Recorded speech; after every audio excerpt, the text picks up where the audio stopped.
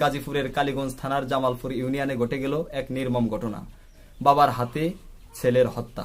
প্রিয় দর্শক শ্রোতা, নেশাগ্রস্ত ছেলের অত্যাচারে পরিবার অতিষ্ঠ হয়ে এক পর্যায়ে বাবা কুঠারের আঘাতে তার সন্তানকে দুনিয়া থেকে বিদায় করে দিলেন। কতটা অত্যাচারে অতিষ্ঠিত হলে বাবা তার জন্ম দেওয়া তার স্বপ্নের সেই সন্তানকে হত্যা করতে পারে? যদিও এই হত্যার মাধ্যমে আসল সমস্যার সমাধান নয়, আর এটা আমরা কামনাও করি না। প্রিয় দর্শক শ্রোতা, এই জন্য এই মাদককে এই দেশ থেকে নির্মূল করতে হবে। মাদক নিয়ন্ত্রণ অধিদপ্তর নয়, আমরা মাদক নির্মূল অধিদপ্তর চাই। প্রিয় দর্শক শ্রোতা, আজকে মাদকের ব্যাপারে আমরা জেল নয়, মাদকের ব্যাপারে আমরা চাই জনসম্মুখে আসি বেত্রাঘাত করা হোক, এমনকি মাদকের ব্যাপারে জিরো টলারেন্স নীতি ঘোষণা করা হোক।